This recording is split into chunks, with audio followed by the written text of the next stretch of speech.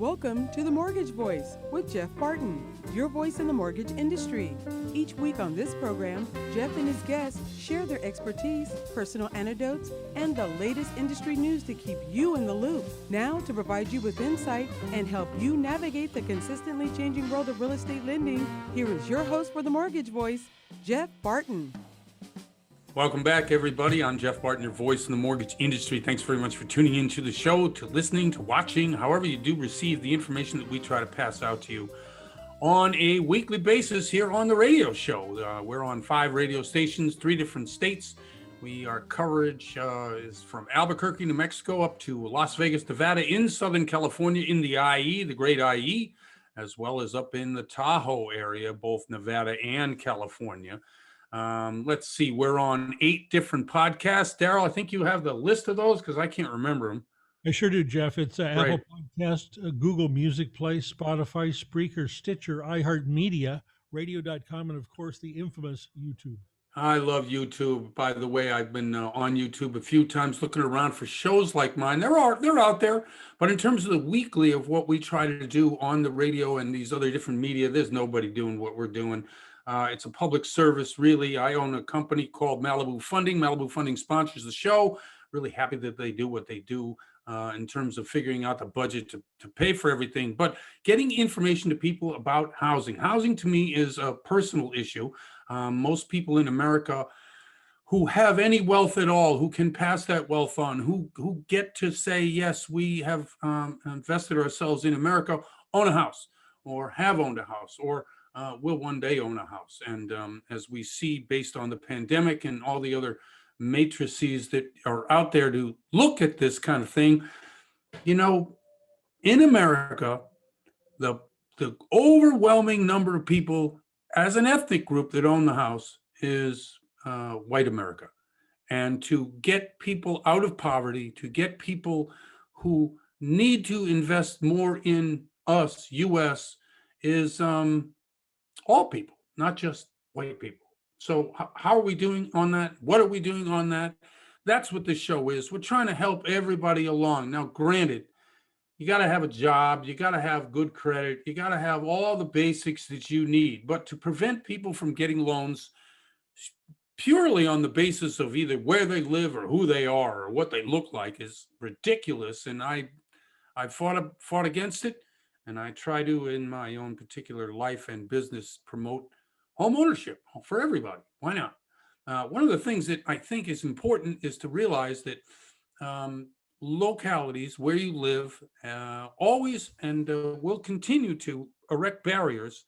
And they usually say it's about, let's keep the home values great, right? Let's keep people from devaluing what we have. And then granted, hey, look, if I'm building a wealth in my neighborhood and a garbage dump moves next door, yeah, that's going to hurt your value. I understand that.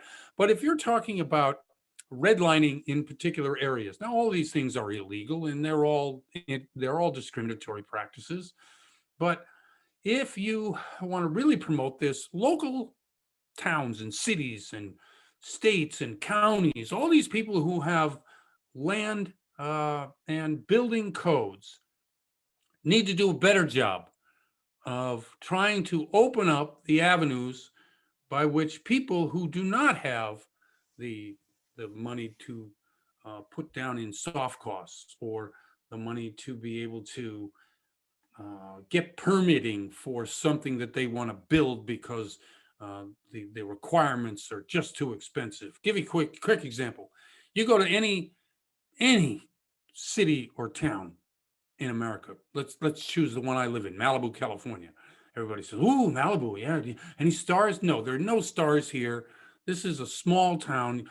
It is the last rural town in Los Angeles County before you get up to Ventura County, which is predominantly a farming-based county. It's 1/5 the size of LA County, but Malibu is a small town, 10,000 people, let's say. This town has erected such barriers as to say that, okay, if you don't have,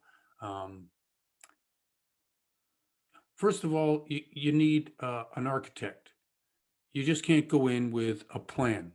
Like if you had a plan that you wanted to build something that you could buy off the rack, you would need geology, you would need environmental, you would need archaeology. Yes, that's right. You would need somebody to come out and tell us that you have no archaeological issues dealing with your land. Now, we here in Malibu deal with Native Americans. So yes, this is a sensitive issue, but cost-wise, in order to do building and safety, in order to get to all of the issues that are required that I just mentioned, plus more, going to cost you $50,000 to $150,000 to do. That's before you sink a shovel in the ground. Now, we all know that the lumber costs have skyrocketed. We already talked about that. So before you put, like I say, a shovel in the ground, you've got to have a huge amount of money. Now, I know that I can go out on the marketplace today and buy a prefab or a small house for $30,000 or less. But you can't put that $30,000, house on any land in Malibu unless you do all these other things. Plus, you got to buy the land. It's going to cost you $500,000. So for a $30,000 house that you can't put in, to put on a piece of land that costs $500,000 on a $50,000 to $150,000 soft cost, oh my gosh! Now you've already got this thing, close to $700,000-800,000, and you're only spending $30,000 on building the darn thing or buying something prefab. So yes, the cities, the towns, wherever you live. Now maybe you're one of these people that doesn't want to see people who can spend $30,000 on a home come in. I happen to be of a mind whereby it's better to have somebody in a home than on the street for your property values, if that's what you're worried about. If you're worried about other things, then we got a real issue because all of that stuff's illegal. Okay, let's get to some nitty gritty and it's just that housing. I don't know if it bothers you, Daryl, but just the inability of towns and cities and states, that it's always about more money, more costs, more requirements. And yet what happens to the person who can't get there? A third of the country can't get there. And plus, if you've been in an area like we have that's been suffered with some sort of a disaster, whether it be flood, fire, famine, whatever the case may be, and the cost of rebuilding, you can't even afford the permit, much less buying lumber, I agree. I mean, there's so much. I don't know if you watch television at all. Bill Maher was on, and I watch his political show once in a while, but he had a great segment on Henry Waxman. Henry Waxman is a local congressman here in Los Angeles County. And he talked about Henry Waxman as this guy that can get in and do the nitty gritty, the writing of the laws, the painstaking going through line by line of the 25 to 3,000 page budgets and making sure that things are written in such a way to make it law. Now, who does that kind of work? I can't do that kind. Are you good at doing that kind of work? That detailed line by line, page after page kind of work? No, not me personally. No, I can't do it, but he does it. That's the kind of effort that's needed when we talk about improving the way cities, towns, counties, states do for people who aren't lawyers, who aren't really in the position to whereby they can fight it. Like if you're trying to get something done in a small town, a city, what all the things I just mentioned, you need lawyers, you need, all the people to fight against the bureaucracy to be able to come up with a solution just for you. Because most of us haven't got the wherewithal to go to war against the state for everybody. We're only in it for us. And then when you win, you actually lose because you've alienated a whole bunch of people on the way up. I have a friend in Poughkeepsie, New York.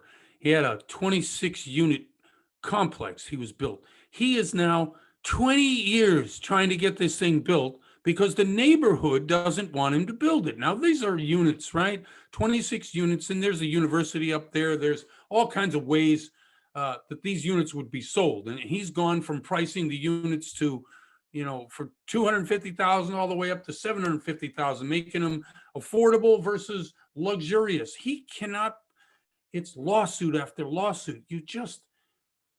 It's amazing. I don't know how anything really gets done. Anyway, we'll have better solutions in the next segment. I'm Jeff Barton, your voice in the mortgage industry. Thanks for tuning in. Thanks for listening. And give us your opinion. And when you get there, click on that you like it or that you want to join, because we need more input. I'm Jeff Barton, your voice in the mortgage industry. Again, thank you very much, and we'll be right back. You're listening to The Mortgage Voice with Jeff Barton. We'll be right back with more in just a moment. For more information on today's topic, email Jeff Barton at info@malibufunding.net. Now, back to The Mortgage Voice with your host, Jeff Barton. Welcome back, everybody. I'm Jeff Barton, your voice in the mortgage industry. Thanks very much for tuning in and listening to us. We're on each and every week. We're on a bunch of different stations in several different states. Love to talk to you about mortgages, about real estate, about how you can, get into this game. I mean, as expensive as you think it might be, or as limited as you think some of the product is, it is the best way in America to get from here to there. You want wealth?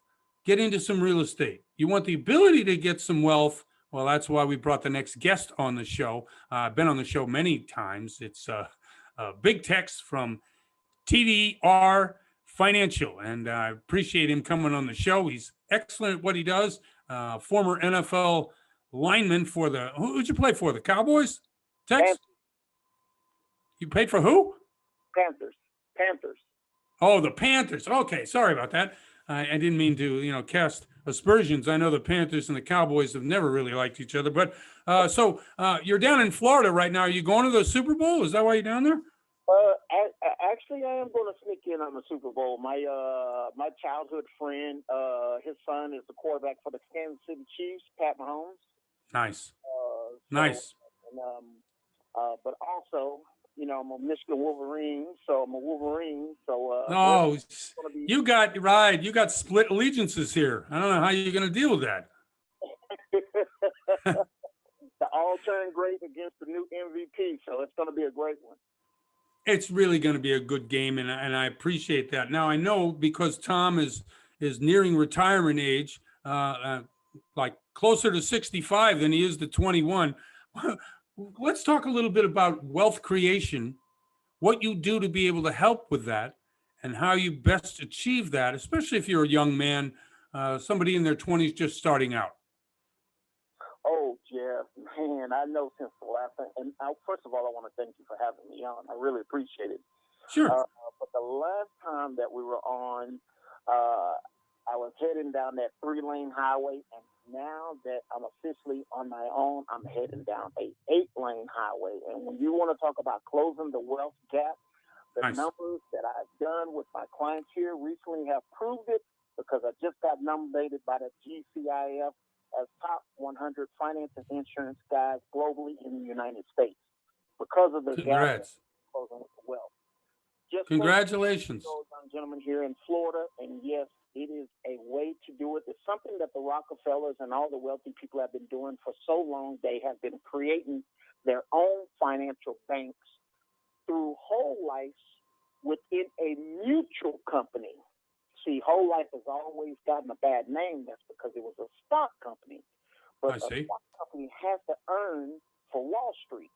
Mutual companies have to earn for the good old American people. So now your money is collateralized, meaning that just like real estate, when you get ready to refinance your house, what's the collateral against the loan? Right. It's the mortgage, it's the house, correct? Yes. So now your money is collateralized. So now that allows you to leverage and pay off your debt while you're increasing your wealth, and you close the gap. And it just continues to grow and grow and grow. Dividends, guaranteed growth, has to be a mutual company, paid up additions, and you have to get it engineered with the right company and the right person. That's the financial defender needs to real Big Tex Robinson. Hey, do me a favor, will you? Because I'm an idiot. What is a mutual company versus a stock company? Because I don't know. Okay, stock companies, the Allstates, the State Farm, the Farmers, Yep. and all those big companies, correct? So Yep. when most people that get whole life through those companies, you don't see any growth for the first year or 2 years, and you're slapping in all these premiums, but you're not seeing any growth or cash value of permanent insurance. Well, they also have to earn dividends for the stockholders, the shareholders.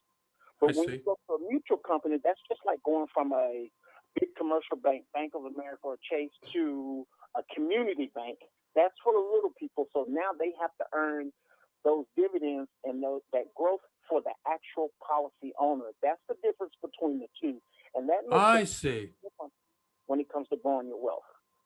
And a mutual company derives its particular wealth or its income or how they do their business from the policies themselves, as opposed to shares that they might sell on an exchange. There you go. Exactly. That's why Northwest Mutual has done so well.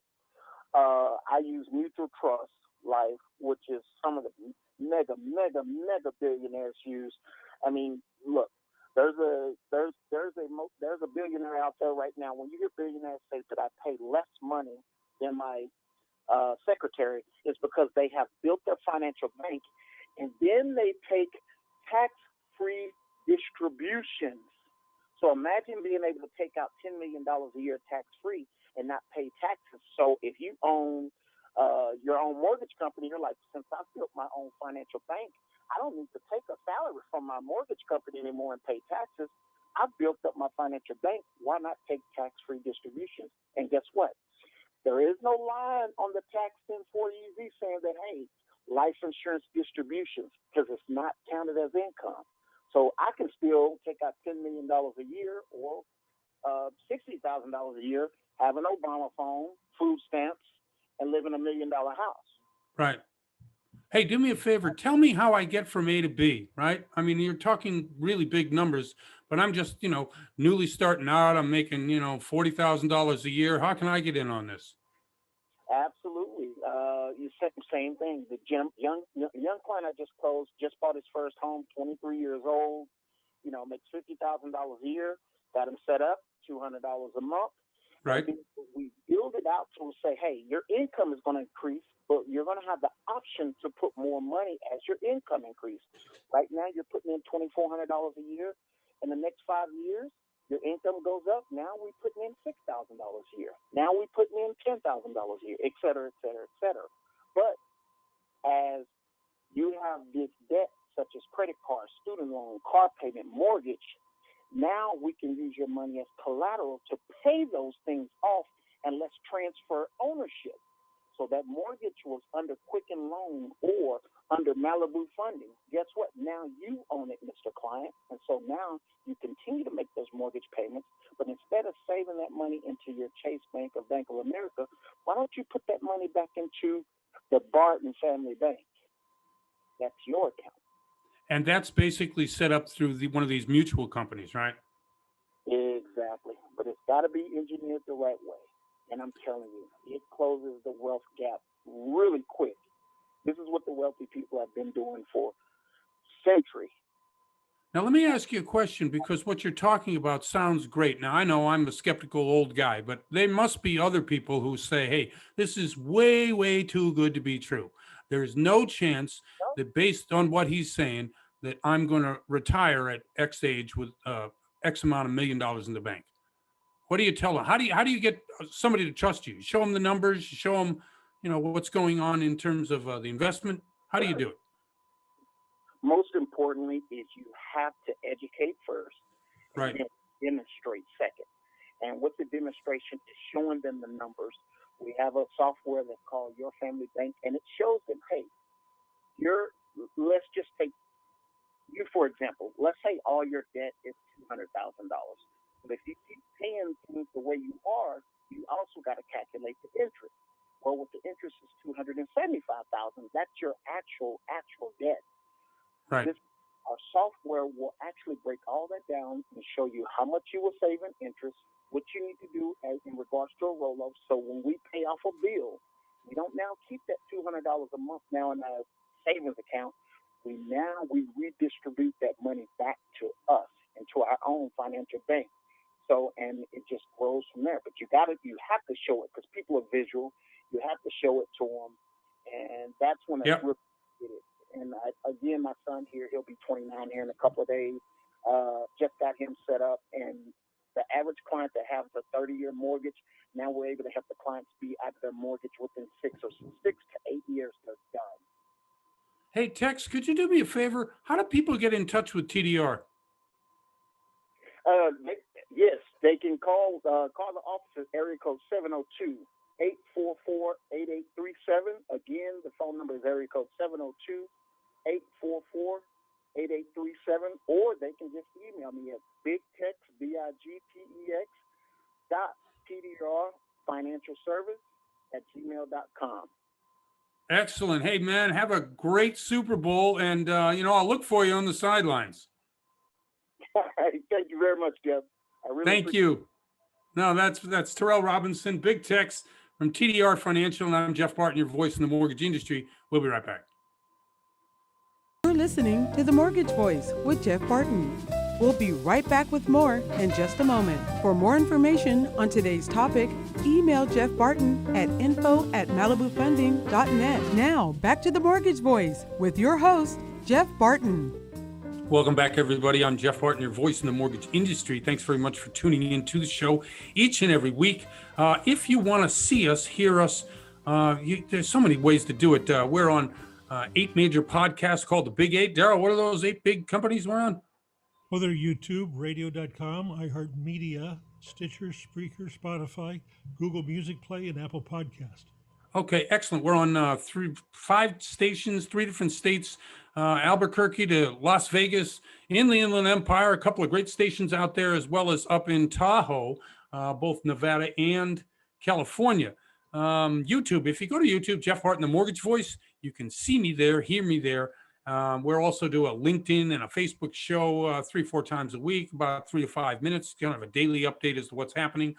We do Instagram, everything we can, we do in order to get in touch with you. If you visit any of these places at any time, click on that you like it or join or just, put a comment in there. Why? Because it helps us get to more people. And right now, trying to get people into a home is my only concern. We brought a terrific guest on from the Inland Empire in Southern California today, George Gonzalez, who is a mortgage loan officer for Malibu Funding. George, how you doing? I'm doing excellent, Jeff. Thanks for asking, man. Just enjoying this beautiful weather, this nice sunny sunshine. I know it is great, but you might have heard my intro a little bit. I'm interested in how we're getting people into homes. On the financial side, it's about, whatever the qualification is and then the strength of the qualification letter. But what is your suggestion to buyers or real estate agents who come to you saying, hey, we're having difficulty getting our people accepted offers? What do you tell them? Yeah, you know what, Jeff, that's a strong point there. It's a lot of frustrated pre-approved buyers right now who right. The credit reports are only good for, a certain amount of time, 90 to 120 days. And right. It seems like that's the minimum it's taking for offers to get accepted for these buyers out here. Wow. So what we're having to do, which is causing like a little issue, is rerun credit over and over again just to keep a pre-approval, updated. Yep. So that's what we're noticing right now, Jeff, and I'm just telling buyers, just stay strong, keep looking out for these new homes that are being built, because once those are finished and built, then it'll loosen up on the homes that are already for sale, loosen up on some buyers fighting for these 1-2 houses that are available. Okay, you've been through this before. You're not a rookie or a novice. You went through 2008 and previous. You've seen the ups and downs in the market, the availability of properties. Given the fact that we may not see a number of houses come on the market due to foreclosure, simply because they've extended the moratorium through, I think it's March, and probably do it through June. So the availability of housing is the main issue here, right? There is no magic formula. That is real correct, man. That we haven't seen the real correction right now right. so far from some people that lost their jobs or got laid off because of this COVID madness that's going on, and so it's just a matter of time before we see the real results of what happened over the last 6 months. Now still continuing, like you said, through March and April, however long that moratorium is going to last. Now, in your area, do you have a lot of renters out there who are also looking to purchase, or are they just happy they're able to rent? Well, there's that's another story on some investor that I have right. who are kind of upset because they're also renters are not paying their rent, Yep. as well as these they're not interested in buying right now. Let's put it this way, is because they're not renters aren't forced to pay the rent. So the investors that we had also have told me, George, we're going to put it on hold right now because we want to see what's going to happen, before we start investing and having renters there who may not have to pay. Now, there's a great loan out there, that debt service loan, the DSCR loan. Yes, that's the one. Yeah, I believe that was the one that just the one when you buy it for the renters can qualify Yes. with the rental payment. It'll cover Right. that one. Is that what you're talking about? Right, exactly. When I had a borrower who recently, a realtor came to me and said, "Look, your company approved this loan, but now they're denying the loan." I said, "Well, the reason is because if they do use this particular program and the renter gets in there and decides not to pay the rent, how is it that the lender is going to be protected? Because obviously the landlord can't pay either, and he's in moratorium or goes into forbearance. So those type of loans have become more difficult to do simply because there's no guarantee. I mean, previous to this, you had deadlines, right? It's going to end in January. Okay, it's going to end in the end of March, and it may be almost a year and a half before those bills come due. Well, it's a very difficult thing to get somebody to commit to a loan if they don't think that they can get that loan started payments for a year and a half. And that's what your clients are saying about it, I guess. No, you're right. That's exactly what's going up, and and there's no force seeing it. This is a new stuff that's going on, so Yep. we can't even project anything. We can just pray for the best and hope that everything works out. But as far as those programs going, man, it's like you said, it's these investors, they're in bad shape if their renters decide not to pay, if they own multiple properties that they're depending on that payment.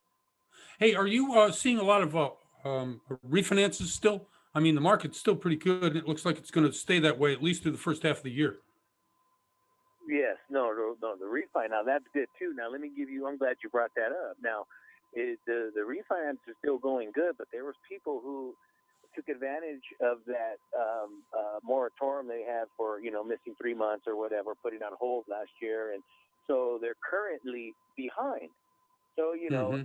they have to make sure that they're in agreement, and then depending on if it's an FHA loan or a conventional loan, will depend on how many payments they have to make after they've become current or made their agreement on the repayment plan for the missed payments. Now, I heard that you have to have at least 3 steady months of payments before you can refi, or that you've had the whole loan uh, paid current.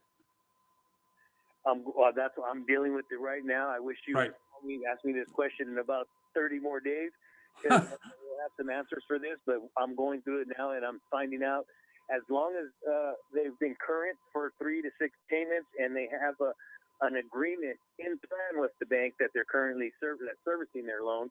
They have an agreement plan, then and they made 6 payments since the payment plan. They'll be ready to go ahead and add the past due balances that's left in on their principal. They'll be able to add that to the new loan. Now, does that affect? Are they calling that like a what do they call loan modification? What are they calling that? Well, they're just to me when I'm seeing it, they're calling it disaster relief on credit report. I see. I see. That's a bit different, right? That's like a natural disaster, a rainstorm, a snowstorm, a flood, a fire. And again, they just want to make sure that first that the client, because they're doing more VOEs, and then they're doing verifications, like within 2 weeks, and then on the written ones, and then they're doing the verbals back, an hour before it closes to make sure, Right, right. No, that happened a couple of times last year too, whereby the client was always concerned, but hey, my employer keeps getting called like every 2 days. I'm like, well, what do you think? You're in forbearance and now you're coming out of forbearance. They just want to make sure you have a job. Right. Okay, so you got about a minute and a half left. Give us your idea as to what's going to happen coming into 2021 with the new administration, and if we're going to see overregulation again and more taxes to really kill the market, or where do you think we're heading? Well, here's what I'm thinking: is the market's still strong. I had originally thought it was going to slow down, but it looks like we're still going good. As you know, rates are still super low. Yep. It's funny because I still get texts and emails from people saying, George, rates are going up. Really? Really? Where? 3%. Come on, they ain't going up nowhere. And so I'm like, best thing you can do right now is buy something because rent is actually higher than a mortgage payment for most situations right now because of how low the interest rates are. Exactly. George, could you shout out your phone number and a way to people to get in touch with a terrific loan officer in Southern California? My direct number is 909 area code 900-9565. Once again, 909-900-9565. Excellent. George Gonzalez, Malibu Funding, thanks very much for being on the show. Really appreciate it. Hey, thanks for having me, Jeff. Okay, man. I'm Jeff Barton, your voice in the mortgage industry. We'll be right back. You're listening to The Mortgage Voice with Jeff Barton. We'll be right back with more in just a moment. For more information on today's topic, email Jeff Barton at info@malibufunding.net. Now, back to The Mortgage Voice with your host, Jeff Barton. Welcome back, everybody. I'm Jeff Barton, your voice in the mortgage industry. Thanks very much for tuning in, listening each and every week. Really appreciate it. If you go to any of these things that we talk about, whether it's the Big 8 podcast, YouTube, whether it's the radio stations, whether you go on LinkedIn or Facebook and see the daily shows that we do, say that you like it. Click on, ask a question. More engagement helps other people. You'd be surprised what other people don't know. And really the engagement with me as somebody who can really facilitate answers, or if I don't know, I can get you somebody that does, helps everybody else. Mortgages may seem simple, but they're not. Real estate seems like an easy thing to figure out, but it's not. All of these things will help you get to where you want to be, which is, independently wealthy so that you can retire happy and healthy. With us to try to figure out how to do some of that through different methods and methodologies is Debbie Harris from Pi Media. She's been with us before. Grateful to have her back again. Debbie, how are you? I'm terrific, Jeff. Thank you for asking me to come back. It's always a pleasure. Thank you very much. No, you've been a veteran of us for a number of years. You've been on the Las Vegas television show, and I appreciate your input because we all, especially now, are living online through what we do, whether it's in a Zoom call, whether it's on any of these social media platforms. I know the big headlines are for all the political reasons, but in a business sense, it's really never been as important as it is now. And how would you say that what you do with Pi in either LinkedIn or Facebook or any of the social medias, how do you see it? How do you think you can help by presenting people differently or better? Well, thanks. Thanks, Jeff. And you're absolutely right. For the last 10 months or so, it's hard to believe, but we're going on a year. Right. These platforms, and in particular LinkedIn, if you're a business person, and as you know, I've been coaching on LinkedIn since 2010. Yep. It has become so very important this past 10, 12 months to not only have a really strong presence there, a really strong profile, but turning those connections into actual clients and actual referral sources is really all about your messaging. There's nothing wrong with using an automated system. One of my programs uses that, but you have to take it beyond that. So we're all being marketed to, we're all being sold to online. Right. We realize that that's just life as it is. However, it's really trying to establish that relationship. It's really trying to establish that rapport, not selling, not talking about yourself, really offering that other person your assistance. What can you do to help that other person right now? And how do you bridge the gap to get somebody on the phone, to get somebody on a Zoom, to really build that rapport and see how you can collaborate, see how you can work together.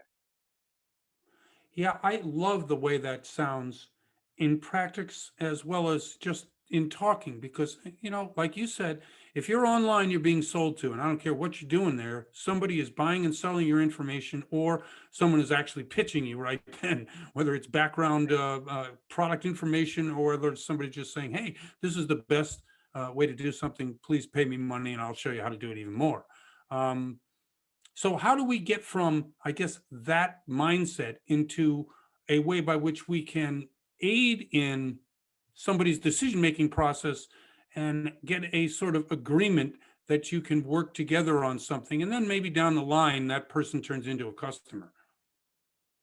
Well, you have to start out by giving first. I mean, it's the same old story. You have to go with, how can I help you? Here's a perfect example.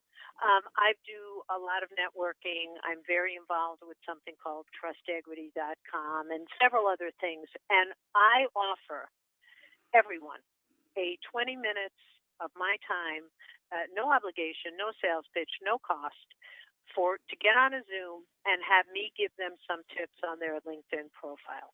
And that is exactly what I do. And I record it and I send it to them.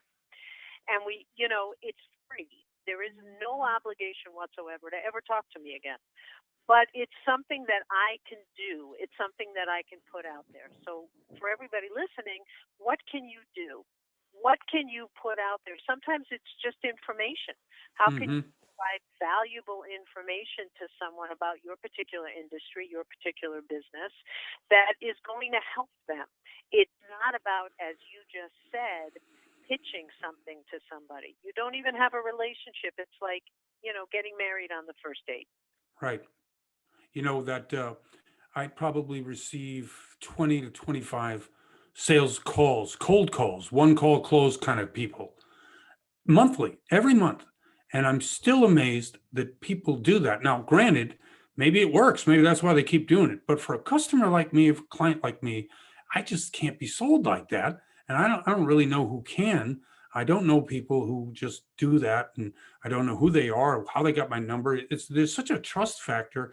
Building trust, I guess, for me, the question is, how do you continue to build trust in skeptical people who have a great deal of cynicism, especially given the last, I guess, 2 months worth of bombardment online of whatever you believe or don't believe, but it's just been, nonstop, the negativity, and that really leads to cynicism, in my opinion.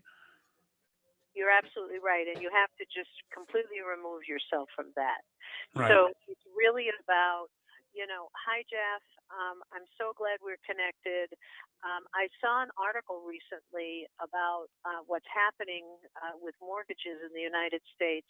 I thought you might be interested in this, and I'd love your feedback on it. I haven't sold a thing. You don't even know what I do. I mean, obviously, if you looked at my LinkedIn profile, you'd go, oh, Debbie's involved with LinkedIn coaching and this thing called Trust Equity, but she didn't say anything about that. I'd love to build a rapport. I'd love to see if you and I can collaborate together. I mean, people have got to move away from the pitch, the elevator speech. The minute you are trying to engage with someone, you are trying to get to know that person and find a common ground. I mean, hell, it's so easy to do that online. Look at their LinkedIn profile. Google them. Where is there some sort of a symbiotic relationship that you can say, hey, my brother went to the University of Penn. I mean, it doesn't matter. We're looking at some sort of a bridge and then building a rapport. You spoke about Trustegrity. What is that? Trustegrity is a part networking, part mastermind organization. I've been involved since 2012. It actually started in San Diego in 2012. You take high-level seasoned professionals. So a minimum is 5 years in your business. The average is 15. We get together now. Most of this is being done virtually now, but we get together once a month for 2 hours. We have an opportunity to talk to each other about what would be a dream referral for us. We also do a business roundtable discussion every month. There are local meetings, there are regional meetings, there are national meetings. And to be honest, the regional and national meetings all came out of COVID because I got the bright idea that we should do that. So good idea. It's amazing to see the collaborations. I mean, I am truly astounded by the offer of assistance, the way people are collaborating and going out of their way to help fellow business people. It's great. And your makeup of people in this is from all walks of life, all types of people. And I'm sure that that particular aspect brings all kinds of different things that people never thought about before. Well, that's exactly right. We don't. So each group is the maximum is 25, but the sweet spot is really 16 to 22, and you never have direct competition in a trust equity group. Hmm. So you're going to have people from different industries who are discussing what's going on based on their perspective, and then we have a discussion. So, in fact, we're talking this month, a lot of the groups are talking about how do you build relationships online? Exactly what Right. we're talking about right here. Exactly. What hasn't worked?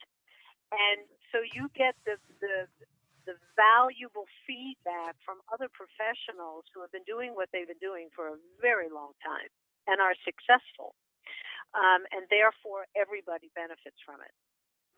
Debbie, we're up against the clock. I'm really sorry. I want to have you back again. This is Debbie Harris from Pi Media. Could you tell people how to get in touch with you? What's the best way for this to work for them if they're interested? The best way is probably just call me or text me. Okay. 702-465-4082. That's 702-465-4082. My email, actually, probably the easiest one is Debbie, DEBBIE .Harris, HARRIS @trustegrity.com. But reach out to me. I'm on LinkedIn. I'm all over the place.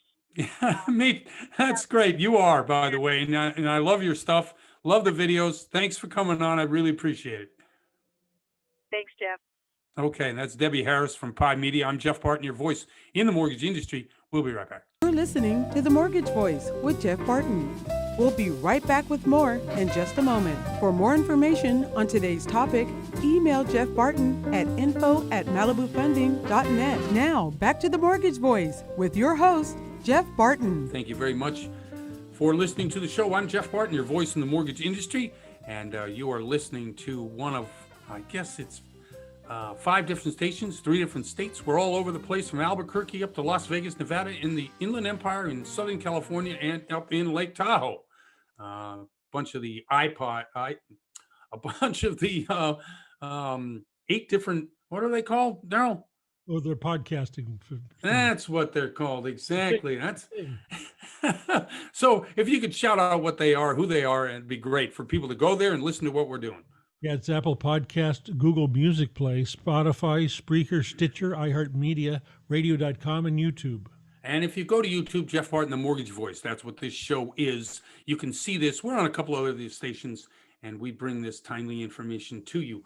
Let's get right to it. 30-year fixed rate, I think we did earlier, 2.81, 15 at 2.33, the FHA at 2.25, Jumbo at 3.25, and the 5-1 ARM at 2.25.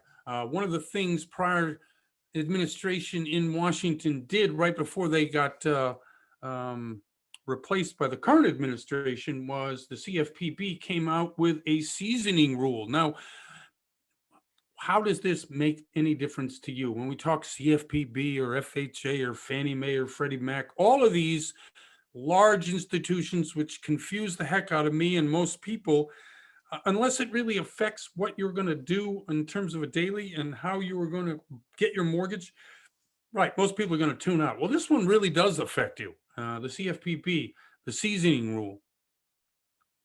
Now, when the Dodd-Frank happened, and there was a great article today about why Dodd-Frank, what happened, who's to blame for the 2008 I guess mortgage meltdown, for lack of a better word, the Great Recession, whatever you're going to call it, why it happened.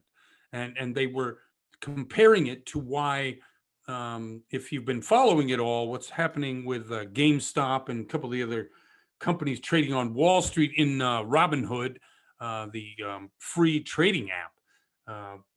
So regardless, I don't want to digress into that, but based on that particular set of, I guess, issues going on, this article came out about what happened in 2008 and why it's so different today.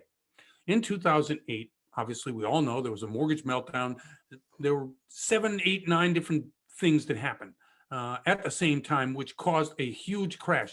The main component for mortgages was the fact that they were terrible mortgages, and the terrible mortgages were being bought and sold on the secondary market, in the derivatives market, which is another word that we don't have to think about. But suffice it to say is when all those mortgages went bad at the same time, the entire economy crashed. So Dodd-Frank came around and said, we're going to make rules that make those mortgages better. And they did, and they have, and those mortgages are still better. It's one of the reasons why the mortgage market today is one of the strongest pillars of what's going on in the economy, and has been during the pandemic.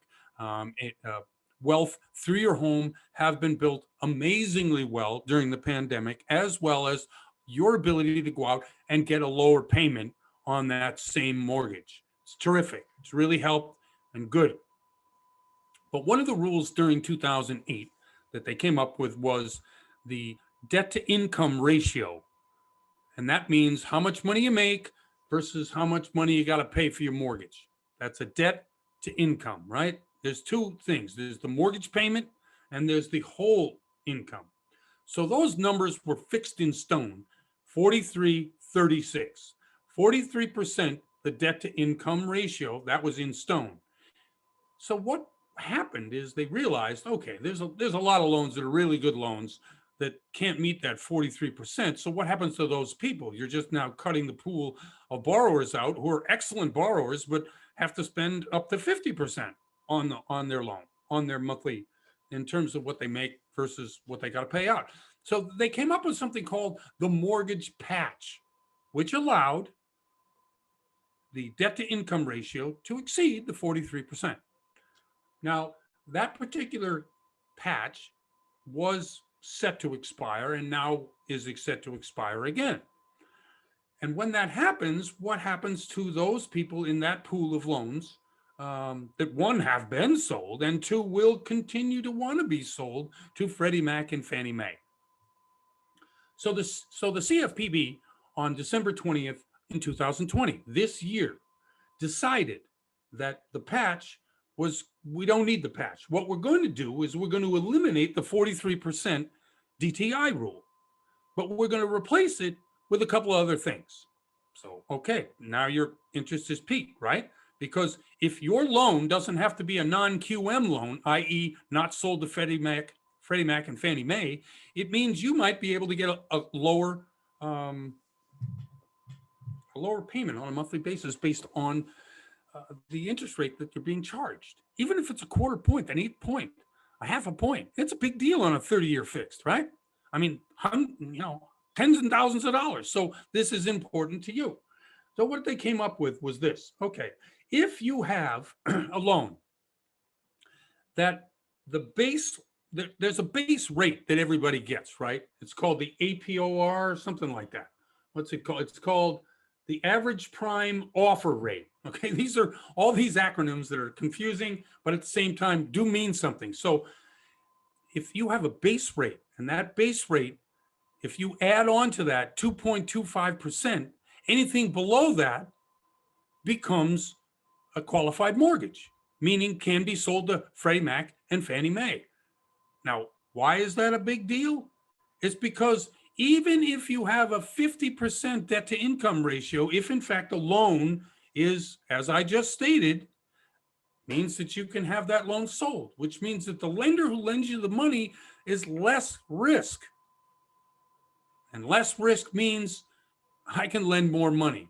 If I'm guaranteed that after 3 years of a loan like that being on Fannie and Freddie's books, that I'm no longer on the hook, that's a good thing.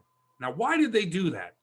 Because they looked at loans from 2011 to 2016, a 5-year period. And those 5-year period, they looked to see whether qualified loans, i.e. loans sold to Freddie Mac and Fannie Mae, what their default rate was, versus what the default rate is for loans being done in the non-QM space, i.e. loans not sold to Freddie Mac and Fannie Mae. And they found out that the loans sold to Freddie Mac and Fannie Mae were defaulting at about 5%.